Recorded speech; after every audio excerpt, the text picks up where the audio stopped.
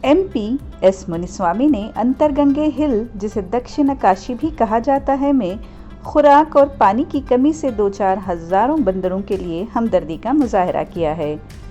मौसम गर्मा के आगाज से सयाहों और ट्रैकरों की तादाद कम हो गई है। यही सयाह अक्सर बंदरों को खाना खिला देते थे। इन बंदरों की तकलीफदा हालत को देखते हुए मुनिस्वामी ने ज़ाती तौर पर उनकी भूख और प्यास को मिटाने के लिए केले और तरबूज का इंतज़ाम किया है और बारिश का मौसम शुरू होने तक फलों, सब्जियों और पानी की रोज़ाना फराहमी का बंदोबस्त करने का भी अहद किया है। दिन ಏನು ನಮ್ಮ ಕೋಲಾರ ಅಂತರಗಂಗೆ ಬೆಟ್ಟದಲ್ಲಿ ಶತಶೃಂಗ ಪರ್ವತ ಕಾಶಿ ವಿಶ್ವನಾಥ ಸ್ವಾಮಿ ದೇವಸ್ಥಾನ ಇಲ್ಲಿ ಪೂಜೆ ಮಾಡೋದ್ರ ಮುಖಾಂತರ ಏನು ಜೀವಜಂತುಗಳು, ವನ್ಯಪ್ರಾಣಿಗಳು ನೀರಿನ ಆಹಾರದ ಕೊರತೆಯಿಂದ ಬಳಲ್ತಾ ಇದೆ. ಕಳೆದ 5 ವರ್ಷಗಳಿಂದ ನಾವು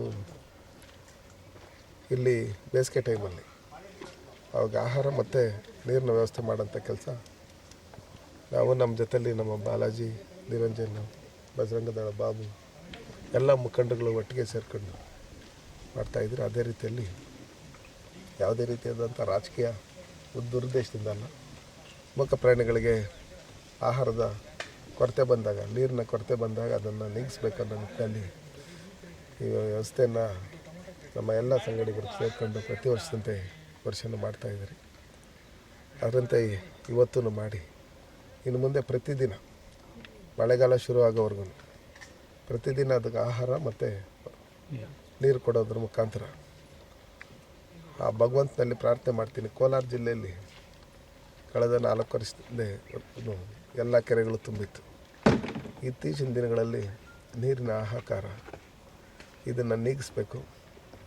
ನಮ್ಮ ಕೋಲಾರ ಲೋಕಸಭಾ ಕ್ಷೇತ್ರದ ಜನತೆ, ನಮ್ಮ ಎಲ್ಲ ದೇಶದ ಜನತೆ ಯಾವುದೇ ರೀತಿಯಾದ ತೊಂದರೆ ಇಲ್ಲದೆ, ನೀರಿನ ಅಭಾವ ಇಲ್ಲದೆ ಎಲ್ಲರೂ ಆರೋಗ್ಯವಾಗಿ ನೆಮ್ಮದಿಯಾಗಿರಬೇಕು ಅಂತೇಳಿ ನಮ್ಮ MP ಅವರಾದಂಥ ಎಸ್ ಮುನಿಸ್ವಾಮಿರವರು ಪ್ರತಿ ವರ್ಷ ಈ ಬೇಸಿಗೆ ಕಾಲದಲ್ಲಿ ಈ ಒಂದು ಕಾರ್ಯ ಮಾಡ್ತಾಯಿರೋದು ನಿಜಕ್ಕೂ ಶ್ಲಾಘನೀಯ. ಯಾಕಂದರೆ ಮೂಕ ಪ್ರಾಣಿಗಳು ತುಂಬ ಒದ್ದಾಡ್ತಾಯಿದ್ವು. ಅದನ್ನು ಮನಗೊಂಡು ಅವರು ಮತ್ತು ಅವರ ತಂಡ ಎಲ್ಲರೂ ಅದಕ್ಕೆ ತರಕಾರಿ ಮತ್ತು ಹಣ್ಣುಗಳನ್ನ ಮತ್ತು ನೀರಿನ ವ್ಯವಸ್ಥೆನ ಮಾಡೋದ್ರ ಮೂಲಕ ಒಳ್ಳೆ ಕೆಲಸ ಮಾಡ್ತಾಯಿದ್ದಾರೆ. ಅವರ ಒಂದು ರಾಜಕೀಯ ಜೀವನವೂ ಒಳ್ಳೆ ದಿಕ್ಕಿನಲ್ಲಿ ಸಾಗಲಿ ಅಂತ ನಾನು ಆಶಿಸ್ತೇನೆ.